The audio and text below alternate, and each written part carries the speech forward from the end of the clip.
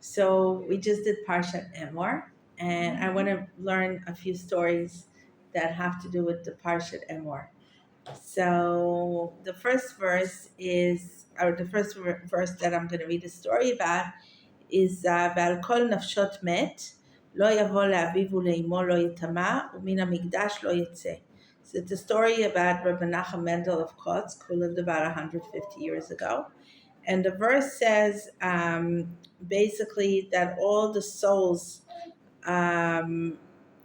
basically be aware of not getting impure by death, basically. Okay, so when his wife, Rabbi Nachum Mendel of Kotzk's wife, have passed on, the tzaddik of Sochotchov told him, the tzaddik of Sochotchov was his father-in-law, and he said that his son-in-law, not his father-in-law, his son-in-law, and he says, my father-in-law said that death is like basically nothing. It's like moving from one room to the other.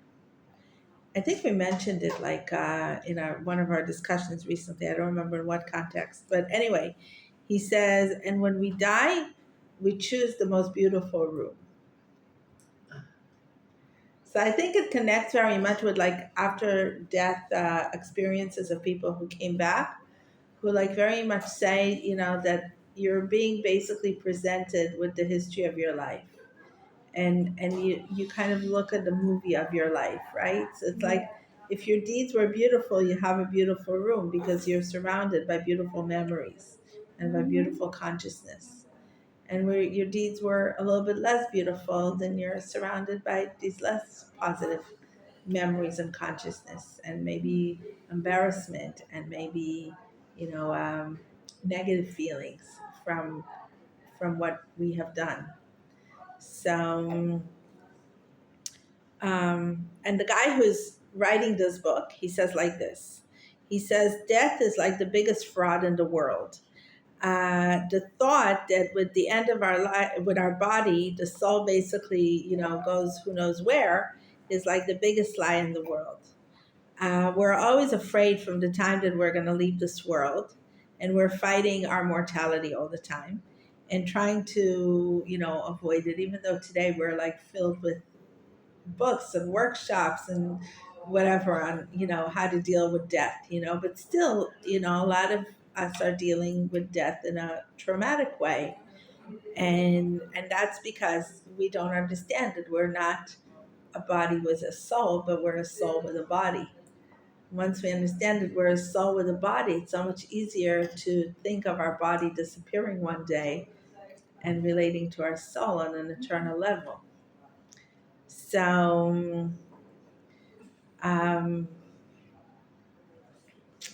so it's like when you think that your whole essence is in the body, then it's really complicated. Now, there's an importance to understand to relating to us as a body also, because only our body can do mitzvahs and embrace our soul, with a holy package, so to speak, right? Once the soul cannot do mitzvahs once it leaves the body. So there's an importance also to relating to our body as an important thing. So that psyche in us that is afraid to leave the body is an important psyche, because it reminds us life is not eternal. It's finite. So as long as your soul is in the body, you want to do as many good deeds as you can, which you won't be able to do later. But it brings us to fear, and the fear is not healthy for us. It creates so much, it actually speeds up our death, the fear. So it's kind of like a catch-22. You're afraid of death, you get more anxious, you get more unhealthy, you die sooner, right? But as long as you understand that the body is here to serve your soul, and there's something out there that we call Hashem that is in charge of it to leave the body when the soul has done its work in the world, then it's so much easier to deal with death. And then we become so much calmer about life and then we're healthier, and then we hopefully get to do more in this world, right? So we reverse the cycle basically. Um, and he says it in a real cute way. He says basically, it's like realizing that, this world is very much, it's like, how you work it up towards the home of your dreams, right? You don't expect to build your home of your dreams when you're 20. It will take time. You know that eventually you'll be able to take a loan, a mortgage, whatever, or pay it off with the millions that you made, whatever, right? But you know that eventually you'll get there, right? So if you realize that also, like, this world is like your, um, like what, like your bachelor's kind of pad, right? And you know that eventually you're moving into your great house, right? So it's so much easier to live through your bachelor's pad, right? So if you understand that our body lifetime is like your bachelor's pad, and really the house of your dreams is when your soul leaves the body, then it's also so much easier to deal with it. I mean, it helps a lot mentally as well, Right, very much. right, To think that there is something that is waiting from you, because if you take the secular idea of just saying, okay, I died, that's it, I died and I'm under the ground and that's about it. But when you have this, it's like you have an emunah that's something will be avina, right, that you didn't leave the world. Yeah. right. Yeah. We So, believe in reincarnation, right? yes. Yeah. So there are no new souls? So, I think there are different opinions about it. One of the most famous ones that all the souls that are in this world are coming back like 4 or 5 times. One of the opinions of the Zohar. Um, and yeah, Because you have a tikkun to do, that's because we why? have a tikkun to do. And then there are many stories about how like a person came back just for a little tikkun of like, because his hands didn't do well, or his, whatever, his legs didn't do well, or his head didn't do well, he didn't learn Torah with his head, or he didn't run to do mitzvahs with his legs, or he, whatever, like parts of the body are responsible of different mitzvot, right? So maybe you were, I don't know, whatever, like a great Torah scholar, but you didn't give tzedakah with your hands. Or maybe the opposite. You were a great tzedakah giver, but you never learned Torah so much. So Do you always come back as a Jew if you were Jewish? there are different, yeah, there's basically, there's, there's a lot of writings about it. Um, I don't like discussing them so much.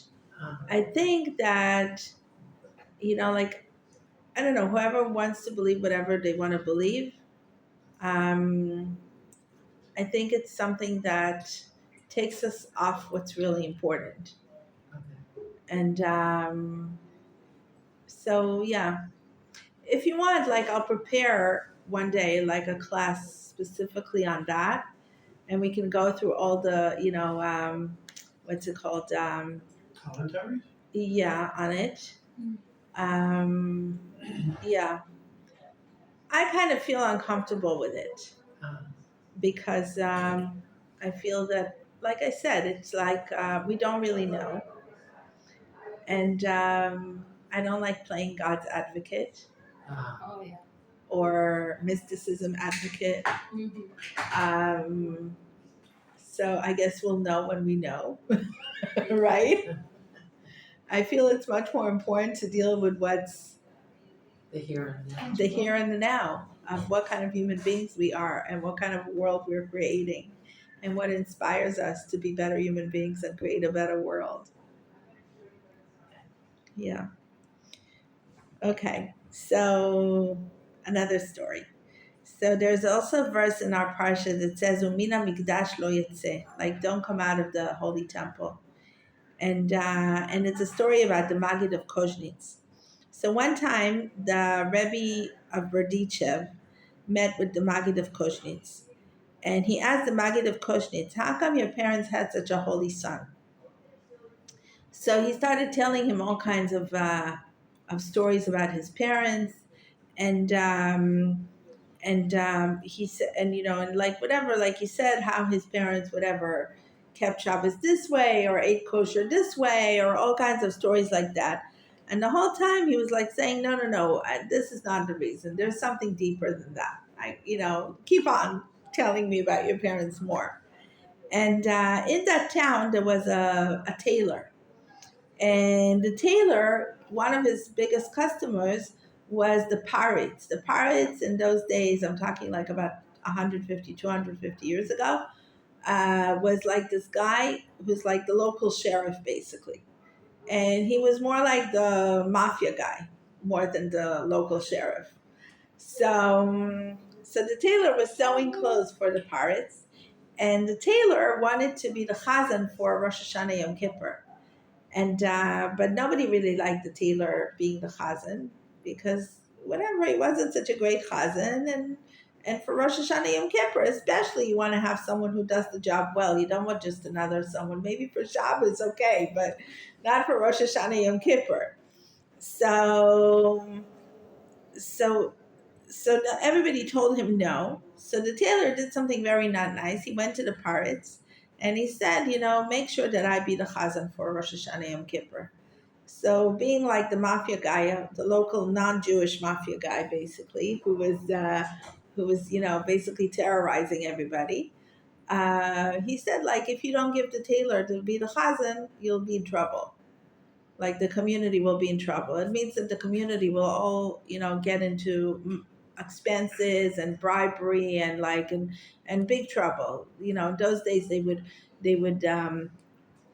calling it trouble. They would One of the things that they loved doing in those days is to kidnap a bride and a groom just the night before their wedding, and say if the community doesn't put together X amount of money, we're not releasing them.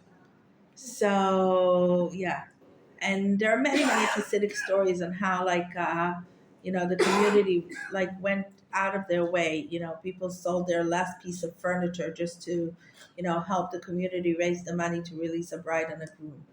So anyway, so he said you'll be in trouble. So they gave him to be the chazan on Yom Kippur, and and then the community decided, oh, it's going to be such an awful davening, we got to do something about it. So they said, okay, you know what, we'll sing and make a lot of noise and bang with our sitters on the table so nobody hears his awful voice. Not a very nice thing either, right? But whatever, that's what they decided to do. And so from the banging on the table with the sitters, all the sitters fell apart. And the father of the Maggid of Koshnitz, who was the book binder, yeah. So when they came and said to them, everybody came to say good job. I mean, to bless him after the davening. They said, you're going to have a lot of money this year, right? Because everybody ripped their books. Anyway, but when they came and said to him, and that he's going to have a lot of money, he didn't understand what they were talking about because he was so engaged in his prayer that he didn't realize all the noise and all the commotion and all the banging. He was so engaged in his prayer that year. I mean, he was always so engaged, but anyway, so the Rebbe of Berdichev said, now I understand why your father had such a holy son. He really knew how to be connected to Hashem. Yeah. So, okay, this is a story called, it's told about the seer of Lublin, also from about 150, a little more years ago. And and it's talking about the verse, דבר לבני ישראל לאמור בחודש השביעי באחד לחודש יהיה לכם שבתון זיכרון תרועה מקרא קודש. So basically how you should celebrate Rosh Hashanah. Okay? And what is the idea of Rosh Hashanah? The idea of Rosh Hashanah is the time where we're asking Hashem to remember us for life, right? So you'll understand. So that's why the story is called "Remember Us for Life." So, so the Holy Tzaddik Rabbi Yaakov of Lublin, the seer of Lublin, one time said to a man in the city who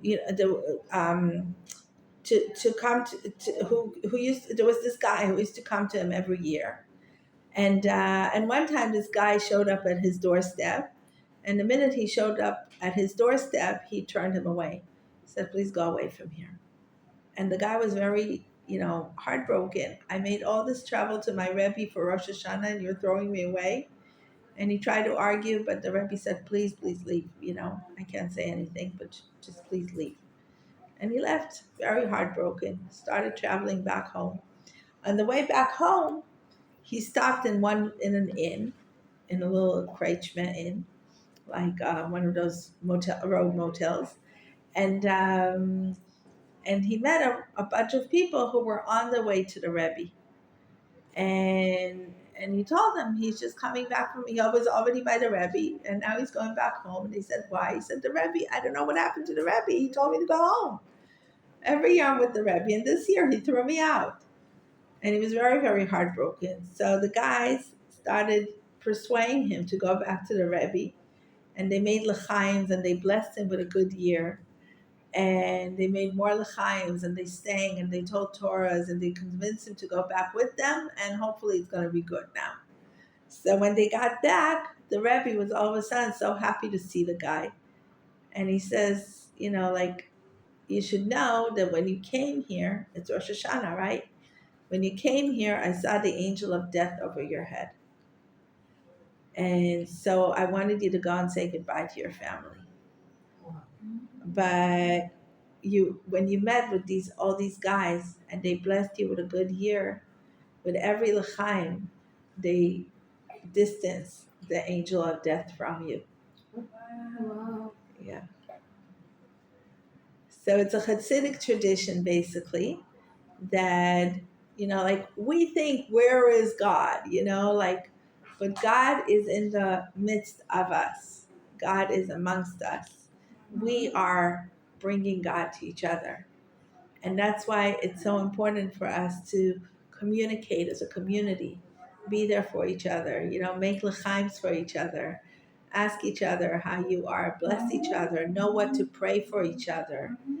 And when we're doing that, when we're creating a sense of community, and thank God here we're doing a lot of that, we're distancing all the challenges, all the angels of death, all the bad, things from upon ourselves and from upon of our fellow friend. Yeah,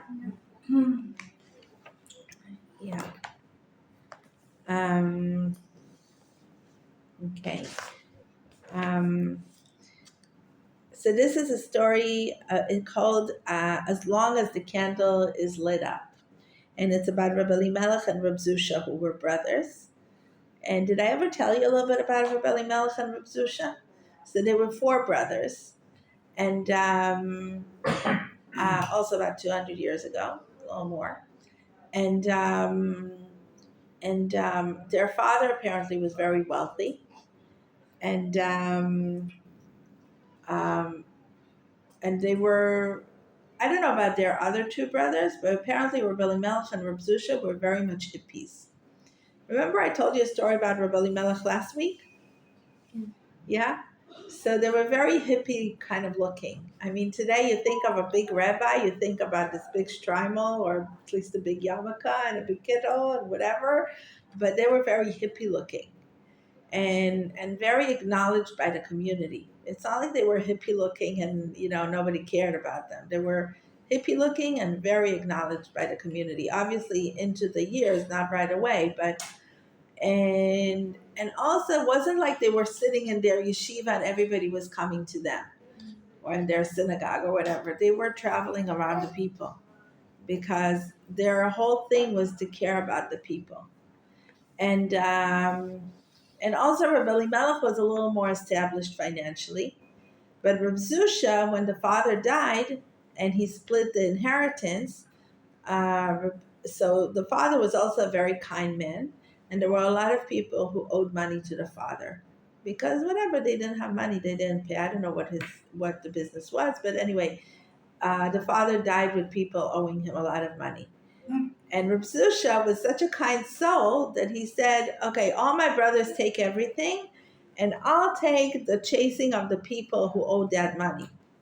Because he knew that he doesn't want anybody to really chase them down because he doesn't want anybody giving him trouble. So he said, like, I'm okay with my 5 pennies. I don't need much to live on. I'm okay. And I don't want anybody to give trouble to all these poor people who never had the money to pay debts. So let me take the debts. So that was Reb Zusha, an unbelievable high soul. And um, so basically, he never chased people, and he was always poor, and he was always happy. He was always happy to the extent that one time, I don't remember the full story, but somebody came to one of the rabbis, I don't remember who it was, to ask him, how can you be happy in life with all the struggles that we're having?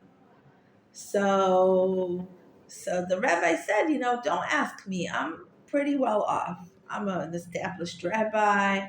I have my salary. I'm okay. I'm healthy, thank God. Reb Zusha, on the other hand, who has never has money, who is very unwell physically, very unhealthy, and has all these problems, go and ask him how to be happy when you have trouble in life. So the guy goes to Reb Zusha, and Reb Zusha says to him, "You're asking me? I'm the happiest person in the world." Right? Life is so beautiful. So that's Reb Zusha. Yeah. So this is a story about Reb Elimelech and Reb Zusha, as long as the candle is lit. So, and it's about the verse on the pure menorah, that on the pure menorah we should always have the candles lit, and the other half of the sentence is lifnei Hashem tamid, meaning that we should, when we're lighting the candles, we should have Hashem in mind. We should have Hashem in front of our eyes. So it's known that the Rebbe, Rebbe Elimelech of Lizhansk, and his brother Reb Zusha were going from one community to another to fix the world. And one time they came to a small village, and the owner of the village wasn't home. So he came in the middle of the night, and he lit up the candle on his table to fix up his coat. And he heard how one wife is screaming at her husband, "Quick, fix the coat as long as the candle is burning." It's like today we have electricity 24/7, but think about a time when people had a budget for a small little candle. They would turn it as soon as the sun would go out, and they would have it for an hour or two and go to sleep. That was the financial situation. That's what people had. So, and they said to each other, "Did you hear what she was saying to her husband?" And they said, "That's a great learning metaphor for us. As long as the candle is burning within us, we should work on our fixing." Yes. Yeah. That's So, what we were talking about this morning, because when we found that it's his mission, he said his mission is to always do better. right. Yeah. So there's another, it reminds me, Reb Zusha and Reb Elimelech, we spoke a week or two ago.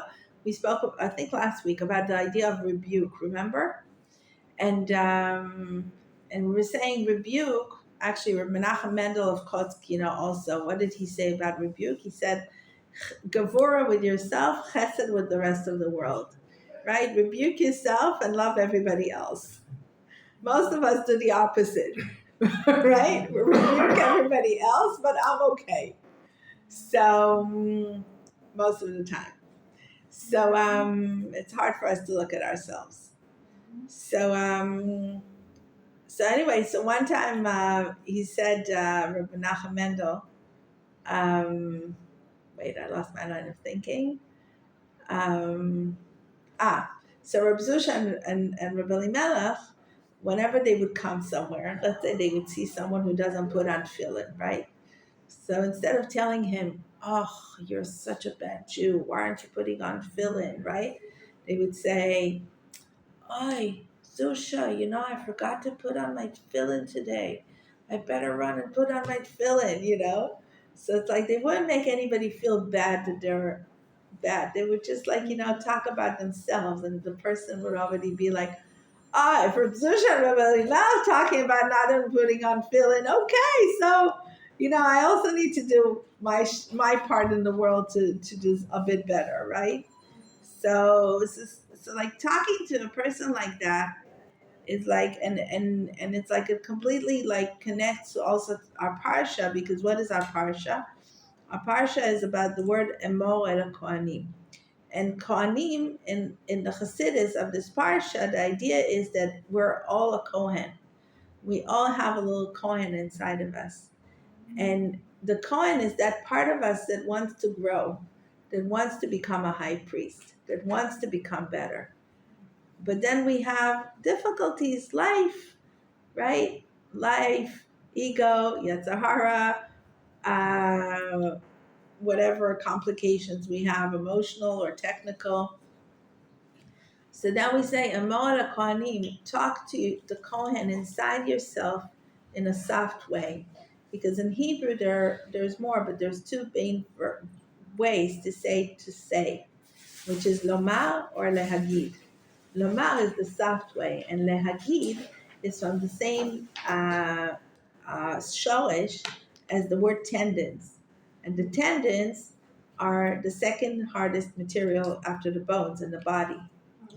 So the idea is that you don't want to lehagid is like hard, and lomar is like soft.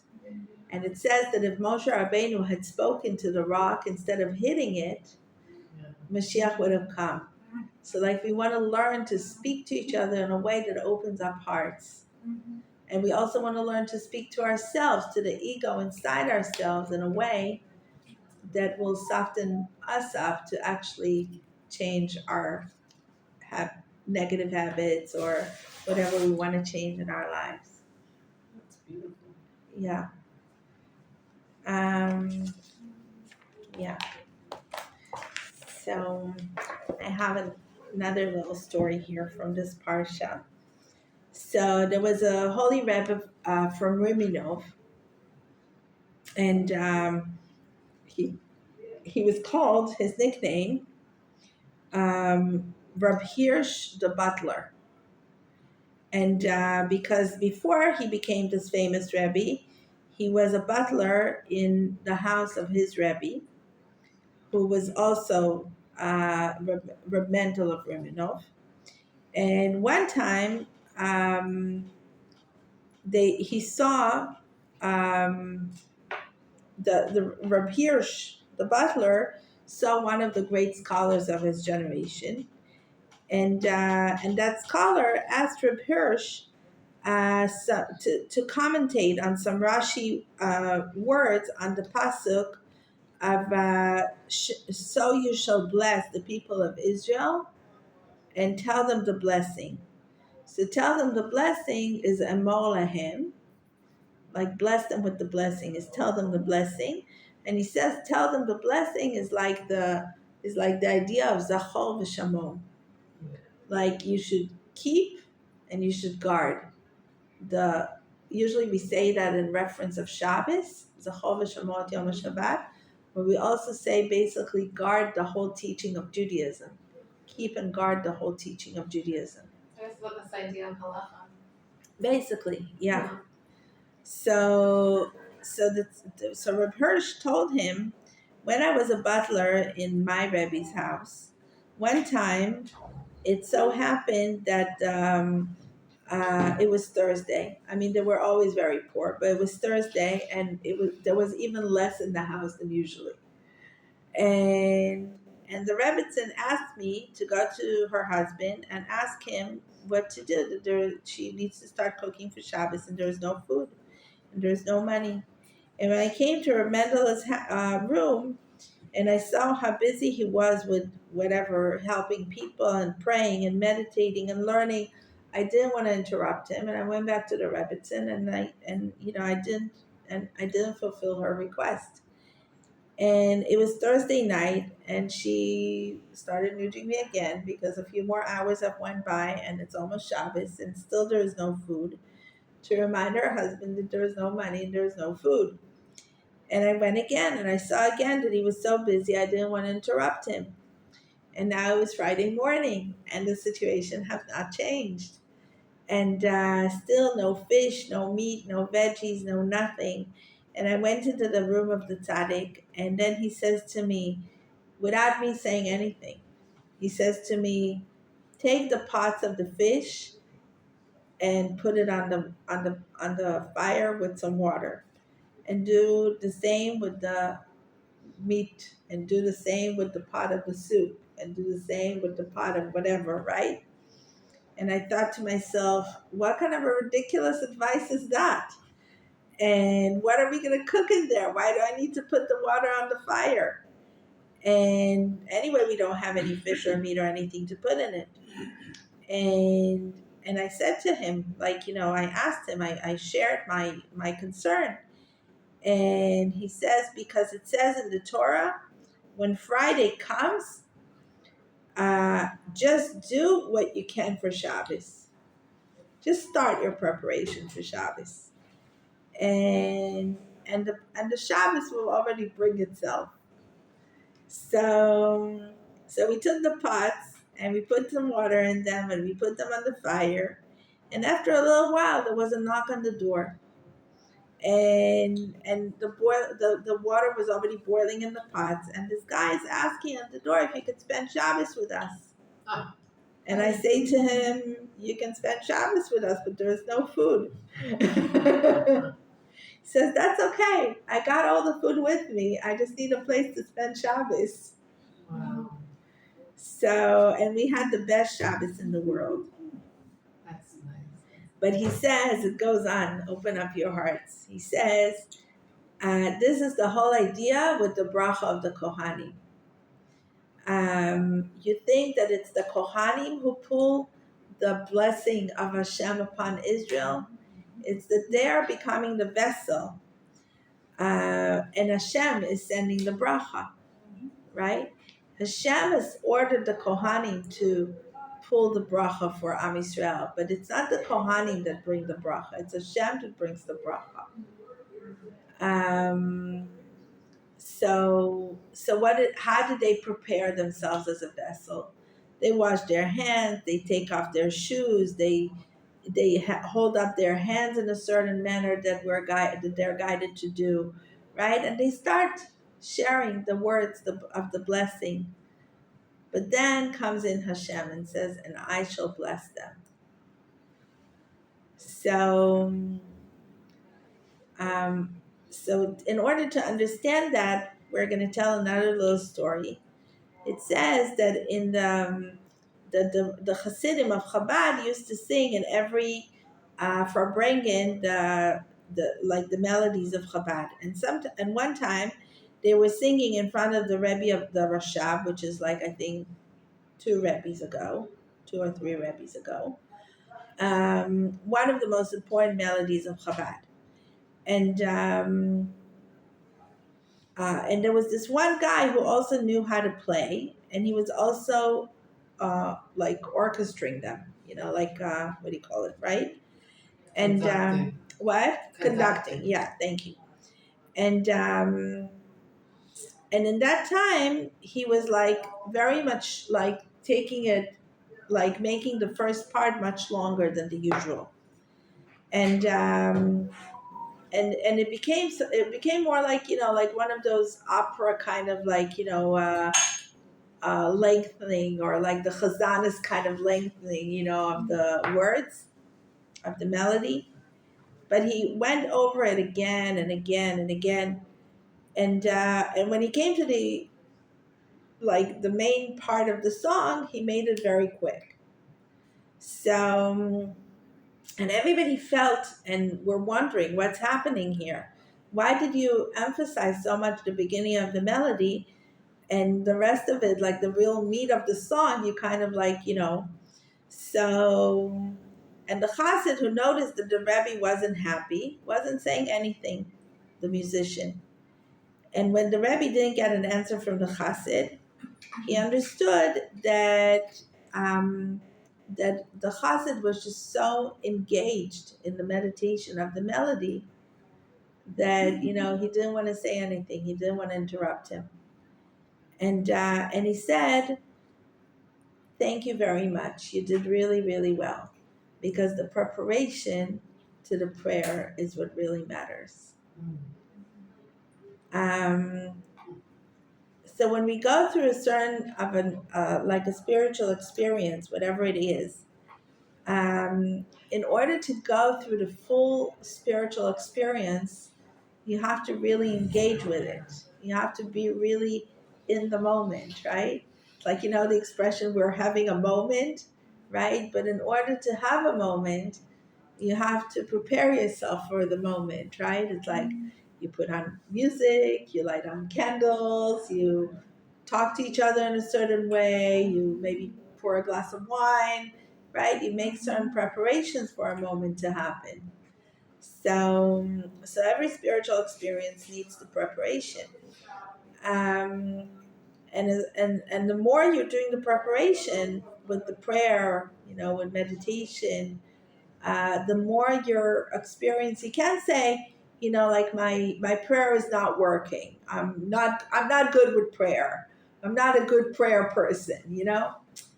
Like Yiddishkeit and Chassidus gives us a lot of guidance of how to make the setting for the prayer for my spiritual experience to be a something, and not just for my prayer to run out the window. So, like the whole idea of basically sitting down, like for example, with our with our legs on the ground and our hands up to heaven, right? Which we learned from Moses. He took all his hands all the way up, right? So let's say you don't have the strength in your muscles to be like that for the whole prayer, but at least to be there. So you don't scratch your nose, your ears, your this, your that, your phone, your whatever, right? You're mindful with your body, right? You know what you're doing with your body. Like singers on a stage, right? They're mindful of their hands. Their hands are not going to start traveling all over their body and whatever, looking for something in their pocket and whatever, right? So we want to do that setting for our prayer, right? Then it says like open up a sitter or close your eyes. Those are the two ways to keep yourself mindful with the words. So either you already know the words very well by heart and it becomes more like a mantra, and you can actually engage in it in a way that every time it will be more meaningful, because um, it will have a new meaning. Every day will have a new meaning, or every time you say it, it will have a new meaning. Or if you're not very good with the words, then you are actually looking in the sitter and you're not spending your energy on remembering, did I forget something? Did I jump from one part to another? Did I say the word correctly? You're engaged in the book. So you don't, oh, I'm in the book 1 minute, 1 second, I'm looking if my food is not burning on the whatever. The next minute, I'm looking for something else, right?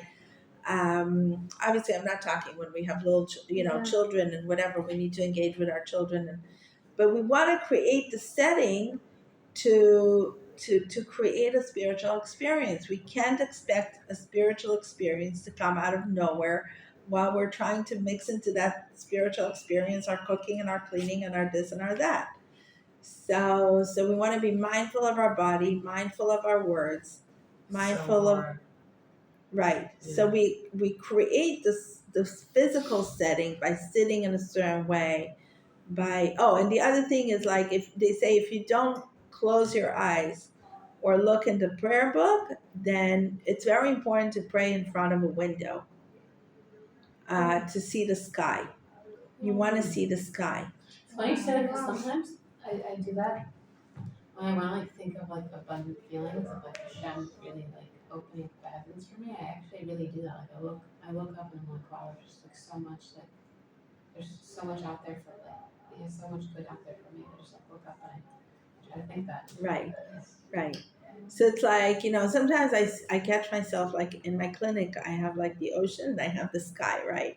And sometimes I see myself, my eyes wandering off to the ocean. Then I realize the ocean, as beautiful as it is, it takes me away from my spiritual essence. The sky, on the other hand, is a totally different story. Like, do this little practice with yourself. If you're like even looking at a bird, at a tree, at a flower, or at the sky, and just, run this little experiment with yourself. How does it make you feel? You'll see that when you're looking up to the sky, by the way, it's also biologically understandable because in hypnosis, what we're doing, we're basically going like this because we kind of want to look into the subconsciousness. It allows us to look up into, like, to have our lids go, not our lids, our eyes go back, basically, allows us to look into our subconsciousness. And it very much aligns with the idea of Judaism of looking up to the sky because the movement is basically almost the same. So it allows a connection between our consciousness and our subconsciousness. This is what hypnosis basically does also, which is the fastest way to healing. Now we know in our days. Wow. So when you do it with yourself, right, you can do a hypnotical session with someone, or you can do basically every prayer can allow you a little hypnotical kind of transformation through allowing the words not to just be mumbled off, but to actually look into my subconsciousness and see what that word is doing to my heart, to my soul, to my consciousness, and how it connects to primary events of my life and of traumas and of pain and how I want to heal from that, how everything that is happening in my life now is sort of a result of things in the past or the present. But the thing that's amazing is the way that we have the ability to, with Hashem's help, to heal ourselves. Right, right. But also when, for example, when I pray, I do many times like put the book here and just Also, close my eyes. also. I feel very connected. I also like that technique very much. Yeah. Yes. Yeah, there is something very strong in that also. Like when you close your Yeah. eyes, it just takes you to Right. another. Yeah. Right. So you can run all these experiments with yourself, what makes you, but notice it. That's like the bottom line. Like if you read Abu Lafia or this or that, on how they meditated and how they uh, you can also read Reb Arya Kaplan's book. Anybody knows Reb Arya Kaplan's books? Yeah, on So- meditation. On meditation, Yeah. on meditation in the Tanakh, meditation in Kabbalah. So if you read all these books, also you'll find a lot of techniques there, but then run all these experiments with yourself. What really gives you a spiritual connection? What gives you a spiritual experience? You don't want to just go through the prayer without feeling anything. If you don't feel anything, it will become boring. You will despise it. You will disengage from it. But if you make it a spiritual experience, and it's up to us to make it a spiritual experience, then from one prayer to the other, we'll get more engaged and we'll feel like something is actually coming from there. Not necessarily that our reality is changing, even though that too, Bezrat Hashem, but most importantly, that our psyche is changing, that we're healing inside, that we have more coping skills, which is the most important part of prayer. I also feel like when I spoke about is like there's all these concepts now, these like new age concepts of like manifestation and bringing things to you and all this stuff, and it's like prayer it's also that concept. Like if you look up manifestation, the first thing that you do is you're supposed to do gratitude and say thank you for everything, and prayer is that. So when you talk about changing our reality, if you really think what the words are meaning and you go through like the wave of what it's doing, then it does change our reality. For sure. Because we end up creating ourselves sure. like magnets for We and more and I think we're creating a vessel for the light to come into our lives, Mhm. and we're creating a conscious vessel of what we need to do in our lives to change our reality. I also remember learning like about like chassidut, like the idea of like chassidut, or like it's like kind of creating a glass bottle so like the water can be filled. Like all of this like chesed and all these things can come in from all this light can come in from Shemayim, but like if we don't have the vessels to hold them, then we're not going to be Right. have it. So for those people for whom it's hard to understand the mystical concept of manifestation, you can take it on a completely practical level, on a realistic practical level. It's the idea that once I'm focused on something, it's so much easier for me to create a different reality than when I'm overwhelmed by a reality. Mhm. So when my prayer is focused, I get out of my overwhelming feeling, and it allows me to see the situation with much more open eyes, so that I actually know what I need to do about it.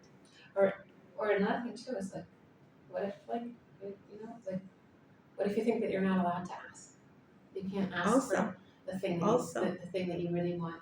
You don't think that you deserve exactly that kind of thing. And maybe in prayers, like it's like, Hashem, you're greater than me, and I know that sometimes I feel like I'm not deserving of these things, but like if you want me to merit these things so I can do this for you, or I can do that for you, or I can have these things, and if I have this come up, then I can provide these kind of things for my Shabbat table, and just different.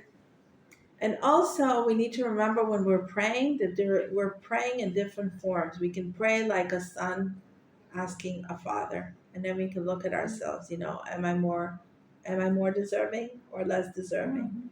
Right? What if I would be the father in the story, right? And it would be my kid talking to me. How would I respond to that?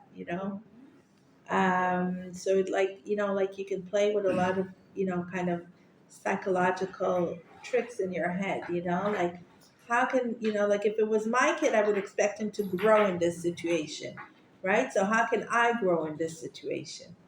You could play with it like you are the wife and Hashem is the husband, right? So it's like a totally different relationship, a husband and wife, than a father or a parent and a child, right? You can treat it like a servant and a master, or a king and a right. So, what is the relationship between a master and a king? What is the legitimate way to speak a servant to a king? Am I being within these boundaries, right? And then the other part that Kabbalah teaches us, it could be like a brother and a sister, like you're a sister and a brother with Hashem, right? So, what would be the appropriate way for a brother and a sister to communicate? So, see, like in every situation, you can play with these games in your brain to see, is this prayer now more like a brother and a sister? Is this prayer more like a husband or lovers? A husband and a wife? Is it more like parents? Is it more like masters and servants? Yeah. And then you're not like this. Rav Nachman talks about it, and others. Don't be like this hav. It says like, what's hav? Hav is give me, give me. You know, like when your children come to you with give me. You're like there's a hierarchy, and there is a process in life, and there is we need to grow through situations in life, right? So don't be like that 5-year-old in front of Hashem. See how you prayer is not only, it's also, but it's not only. And we very much get stuck in that 5-year-old mode in front of Hashem, which doesn't allow us to grow, and which keeps us in our praying. For me, it's very hard to like pray just for asking stuff. I always feel very some kind of narcissist that just talks to God just to give me something. I think it's more of a way of talking. Like God created us, and I think in our prayers, what we have to be is grateful for what we have and the way He's helping us. More than just being like, "Oh, give me this." Right. It's a way of talking to Right. Him. So for me, I feel bad. Right. For That's why every prayer begins with a gratefulness. Yeah. And it also says, Rav Nachman again talks a lot about the idea that whenever you're in pain, start with thinking about one thing of gratitude. The minute you start thinking about one thing of gratitude and you come out of that victim mode, the whole conversation goes in a totally different way. Very true. Like I said to you this morning, in God I have eyes because when I was coming here on the bus, so I literally bumped into a blind woman. She was with her stick, and I was trying to pay on the bus. And I just happened to say to this woman that was sitting across from us on the bus that thank God I have eyes to see. Right. Well, thank you, everyone. Thank Thank you. You can move to the next door room for the Lashon Hara class. Yeah, I'm going. See you next week. you. Yeah.